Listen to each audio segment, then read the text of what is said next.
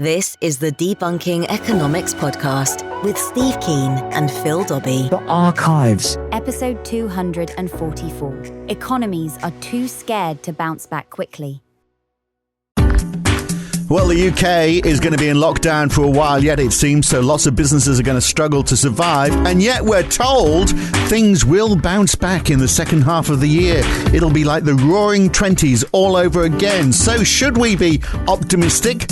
Or more likely, is it going to be the case that the economy is so severely scarred and people are out of work that bouncing back is going to take some time, perhaps a lot of time, not just in the UK, but throughout the world. And overly optimistic governments might be part of the problem. That's today on the Debunking Economics podcast with Professor Steve Keen. I'm Phil Dobbie. Welcome along. So consumers in the UK paid off £16.6 billion in debt last year. Now, that will have contributed to part of the slowdown in economic growth. The other contributing factor, of course, will be the fact that no one's been able to go to work, or lots of people haven't been able to go to work. So productivity is stuffed. But also, if we're paying off debt, then we are pulling money out of the economy as well.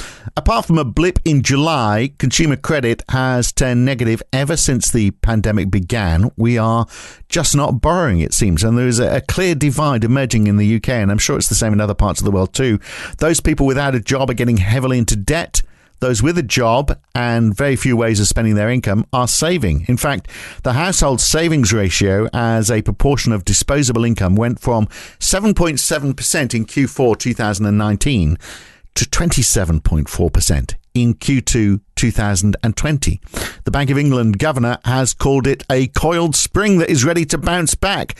Others have suggested we are about to relive the roaring 20s because that was a period when we spent up latent savings. So is that where we are today? Is that how you see it happening, Steve? It's because a lot of people are saying, yes, this is going to be the start of something big. We are going to spend like crazy. Can you see that happening? No, I can't. And this is actually intriguing because it comes down to how is savings defined? How's it measured in the national accounts to get figures like that? And the way that it's measured is simply saying, well, here's the consumption levels. The gap must be savings. But, let's not count the money used to service private debt in the consumption. So they're not directly recording what's happening to bank accounts in that. They're simply saying if people earn $1 trillion and spend $700 billion, ipso facto, and they must have saved $300 billion. But when you go take a look at the actual numbers for banks, you can find that rather than the level of debt falling, the level of debt is actually rising. And so how do you reconcile the two? It's because it's just using a strict national income identity. Income equals consumption plus investment plus government spending minus taxes plus exports minus imports. And then if you do the sum of everything, they're looking on the consumption side for consumers. You see income is either consumed or saved. Then whatever is consumed, the gap is the savings. Bang, this huge level of savings. But the servicing of private debt is not included as part of the expenditure, which would be great if they actually told us we didn't have to spend any more on that. That'd make us all a lot wealthier. But it means you get a huge disparity between the figures you can derive from playing around with the national accounts and the figures you get when you look at bank statements. But anecdotally, I know lots of people who are working because they can work from home, they can work online, who are saying they are saving money. I mean, in fact, almost, everybody I know who's in that situation saying, yeah, we're spending less because we're not getting on the train into London, for example. We've not been able to go on foreign holidays. So those people who've got a reasonable amount of money have been saving money. So is that pent-up demand still going to come back? The part of your comment you made earlier about who's doing it is a large part of it, because you can only have that pent-up demand if you've still got an income. Yeah. And, of course, there's, this is what happened during the Great Depression. And my own family, and my mother's side was a beneficiary of this because my grandfather, was a post office, manager. And consequently, he didn't lose his job during the Great Depression. And because there was a fall in the price level, this applied, globally there was deflation, his real income actually rose over that period. So even though you were affected by it by seeing what happened on the street every day, and that's a bit like what we're seeing with the COVID-19 now as well, only the people who lost their jobs are really devastated. Of course, that's a large part of the population during a depression. But the people with a job did very, very well, thanks very much, out of that downturn, unless they were silly enough to own shares beforehand, of course, which sort of evened things out.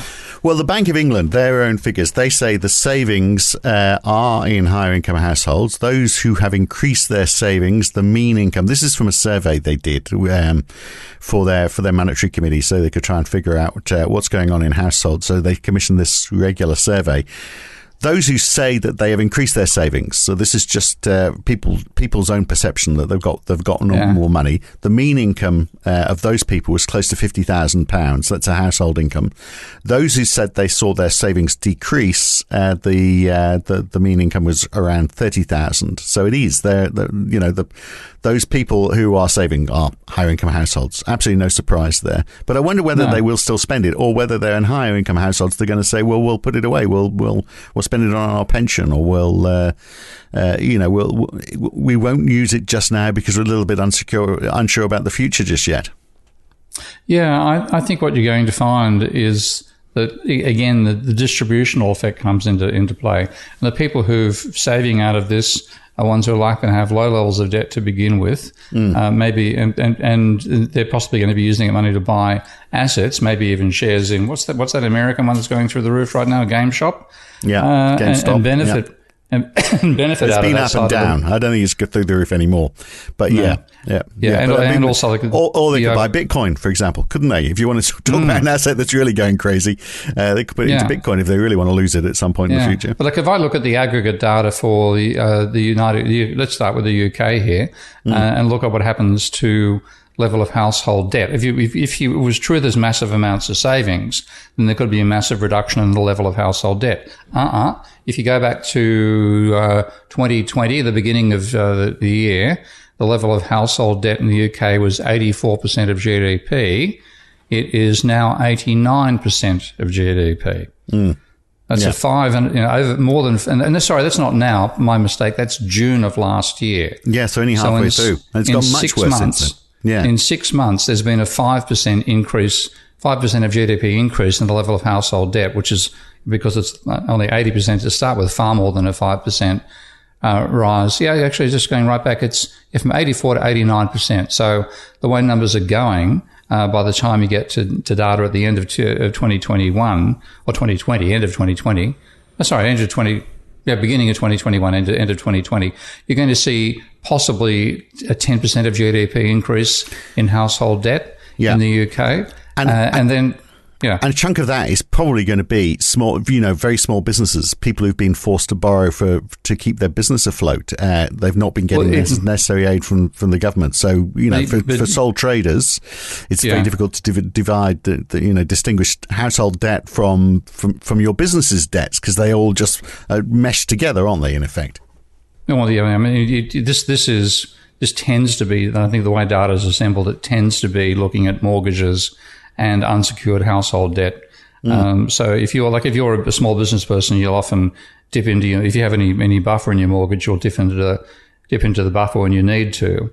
So that could explain the increases in debt there. But again, the income distribution you're talking about, that goes against the small business argument. Yeah. And we know small businesses are also getting into debt with banks. So net bank borrowing by small and medium business in 2020 was 43.3 billion compared to 2019, 1.4 billion. It's a massive increase in small business debt. And you're seeing the same thing in the corporate figure. So again, in the UK, corporate debt started at 70% of GDP in the beginning of 2020. By June, it's 79%. So that's a 10% of GDP increase in corporate debt. So that just doesn't gel at all with the arguments about massive amounts of savings going on. And it's because the economists who are saying this are working for the national income identities. If C falls and Y remains relatively stable, then this is again because of a lot of government spending turns up as part of of part of the GDP, net government spending. That's increased dramatically. So those figures can come out looking really, really good. But you look at the bank statements and there's been a massive increase of the indebtedness of the private sector.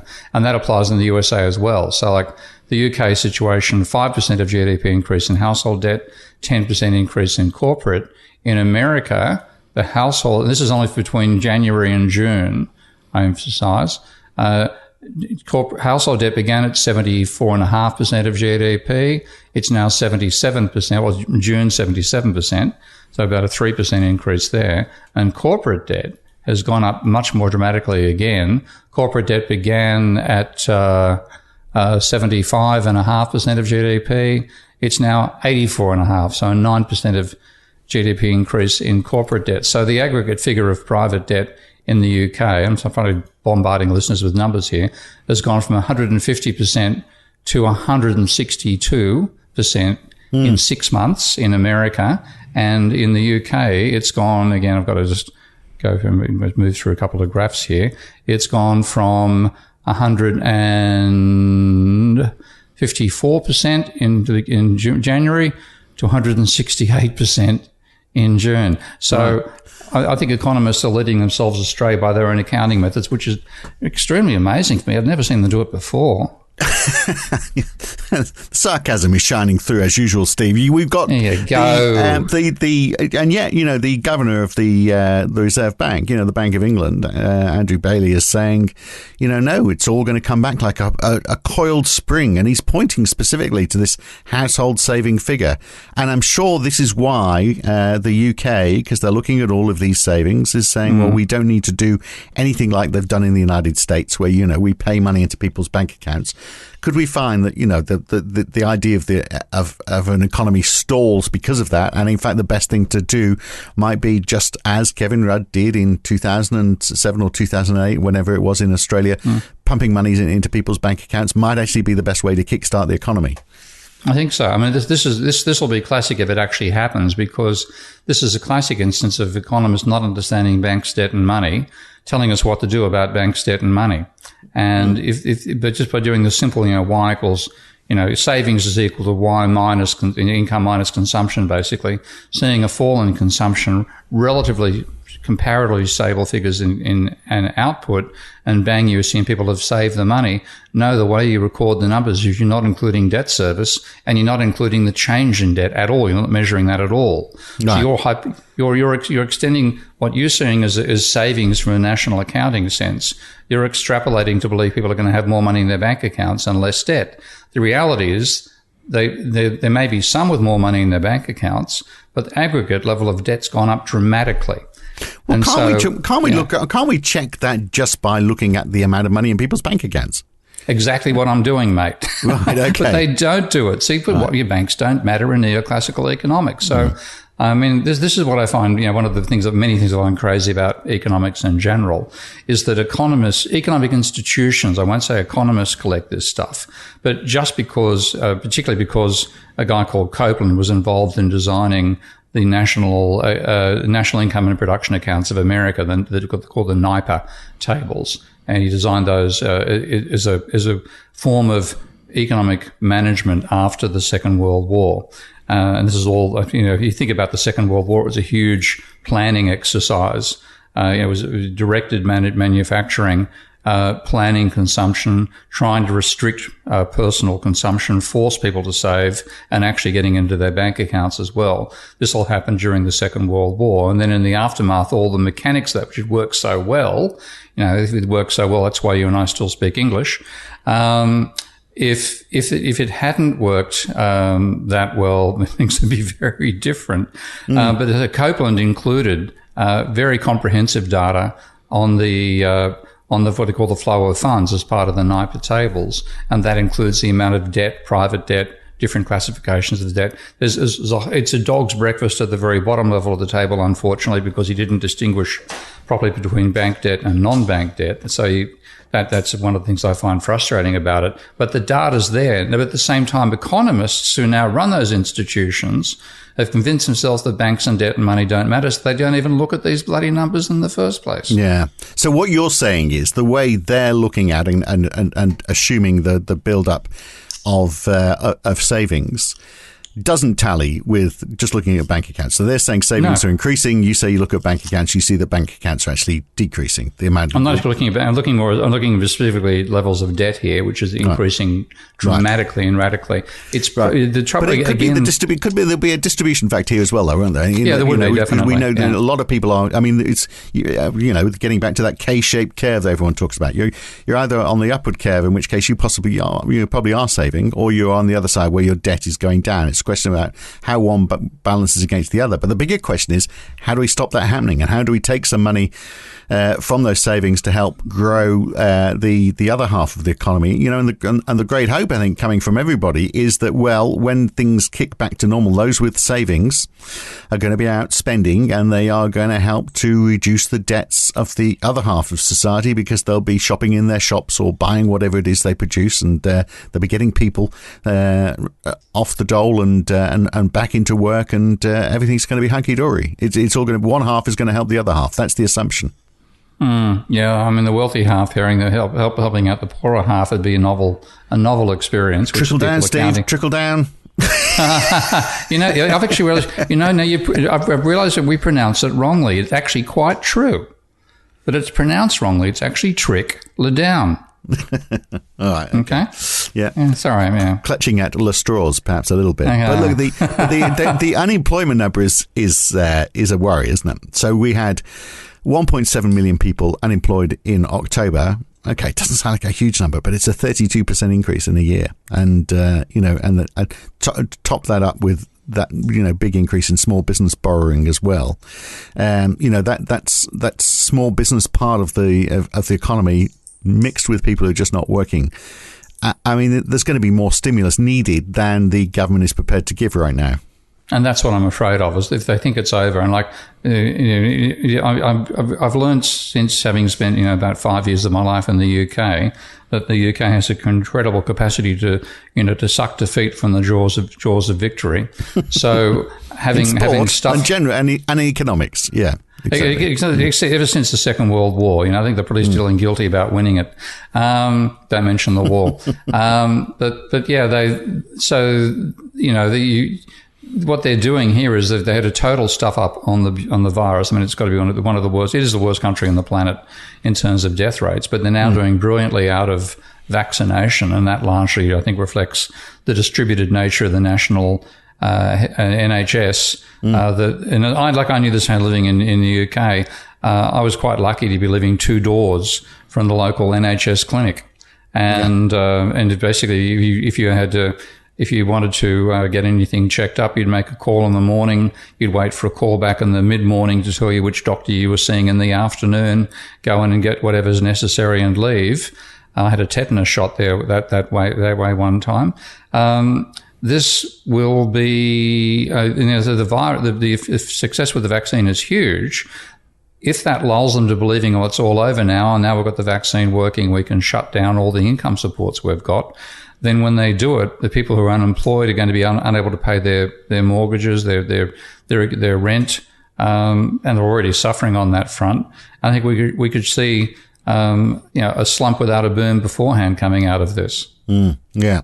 Well, unfortunately, the opposition, Keir Starmer, is the opposition.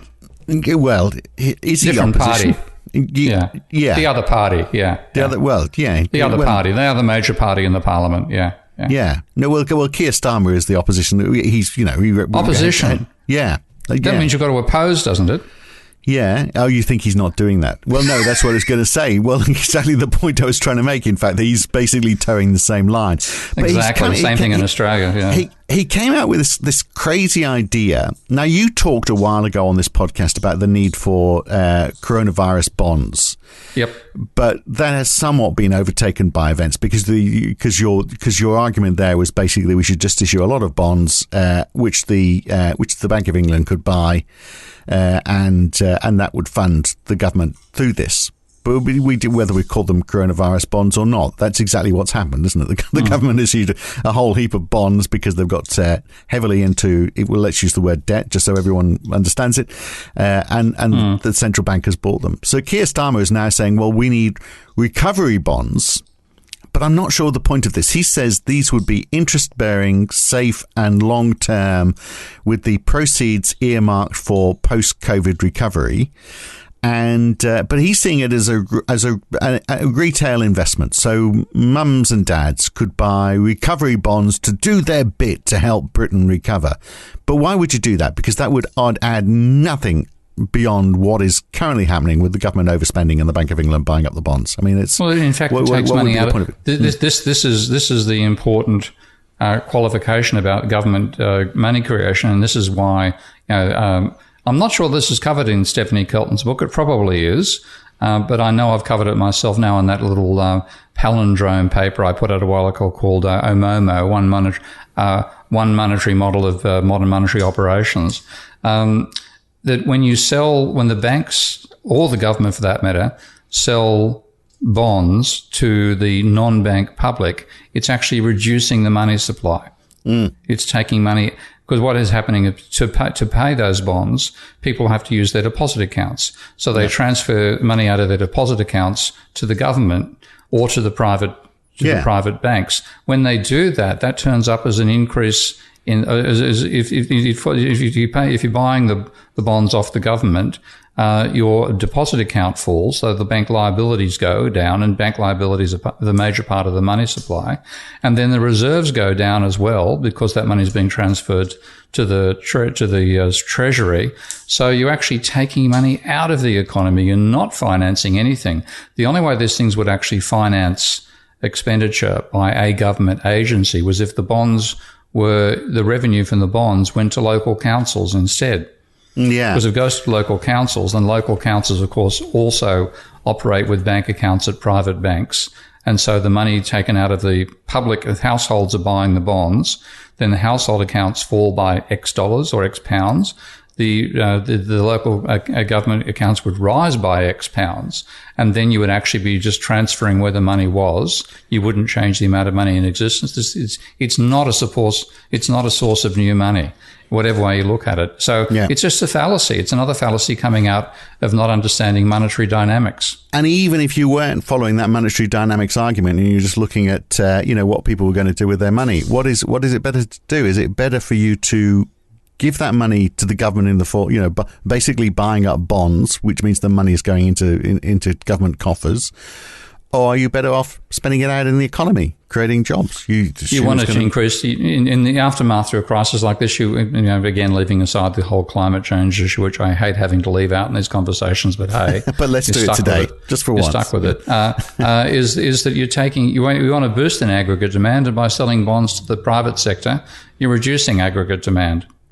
Yeah. So this idea that you actually boost the money supply by seeing it landing in the bank accounts of local authorities isn't a bad one, actually, is it? Because local authorities can't raise money. But if this money was underwritten by the central banks, I mean, actually, it would be, I would be very wary of buying bonds that have been issued, for example, by Waverley Council, my local council, but I'd be happy for them to have the money to be able to implement local programs. But I'd be very worried about getting my money back off them if I bought those bonds. But if it was underwritten by the central bank, then you'd have that assurance, wouldn't you? Underwritten by the Treasury, whoever underwrites it, you'd have that assurance that you're going to get your money back. You'd be quite happy about that.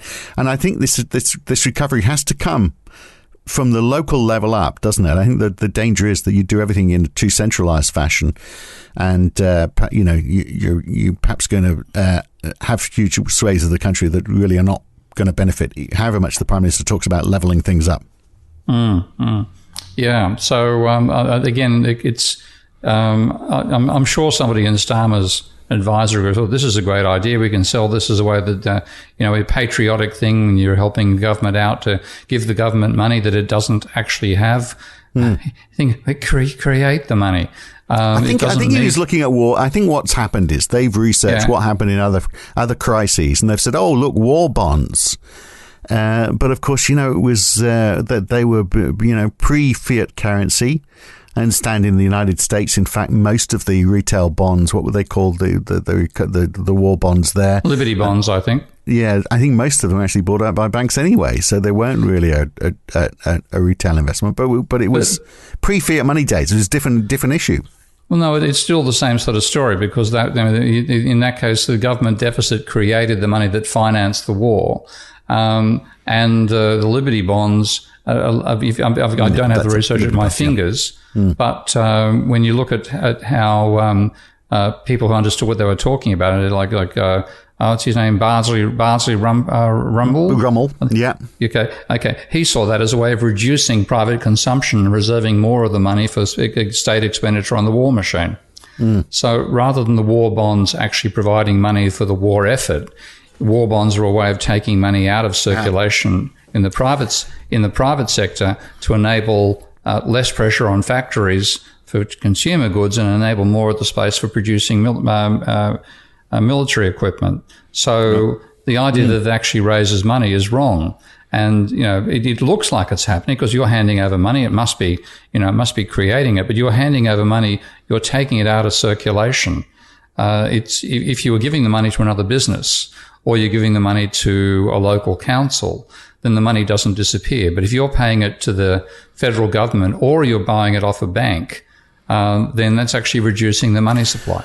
Well, that's very encouraging then, isn't it? So on the one side, we've got a government and a central bank that assumes that there's a whole heap of money there that's going to be spent, which in fact doesn't exist and isn't going to be spent. And on the other side, we've got an opposition that says, well, let's make things worse by taking more money out of the economy. We're between a rock, we're not even between a rock and a hard place. We're between a rock and the marshmallow. I don't know. You hate it when you start an analogy and you don't know how you're going to finish it. But between a rock and something far worse. How do we get out of this situation? What is the best answer then? Is it simply just to look at the United States and say, well, okay, we need a big cash injection into people's bank accounts, isn't it?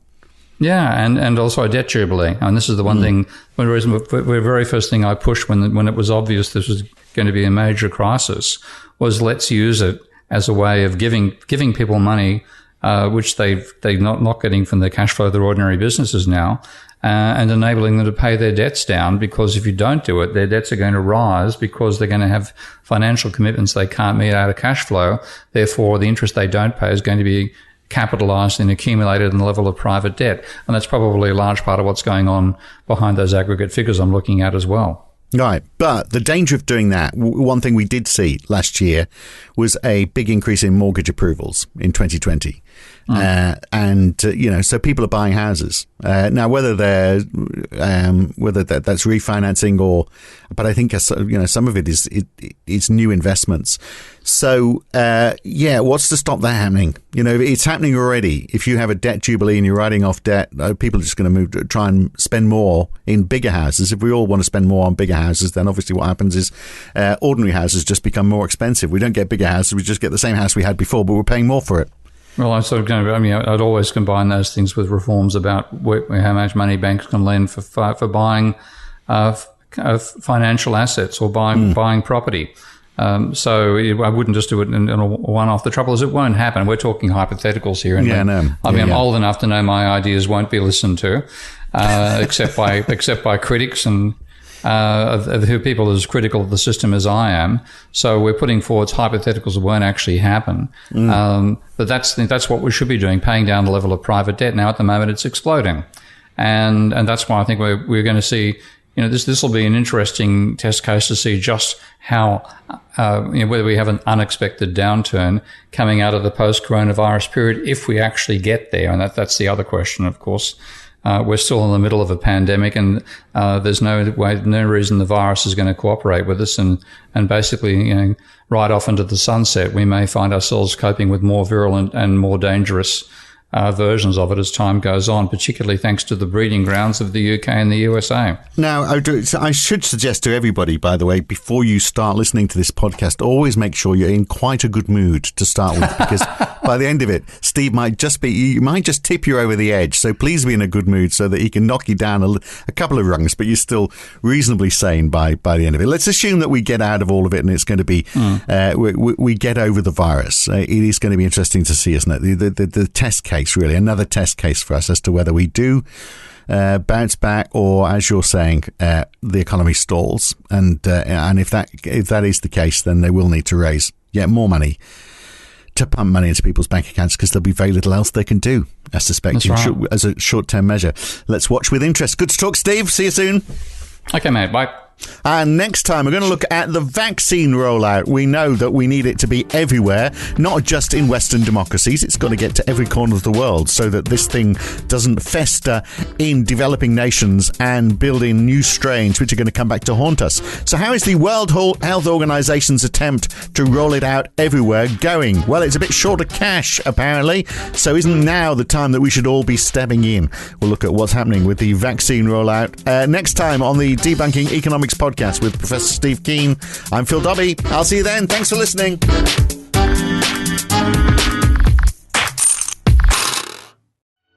If you've enjoyed this podcast, then please share it with your friends, like it on YouTube, and subscribe to this channel.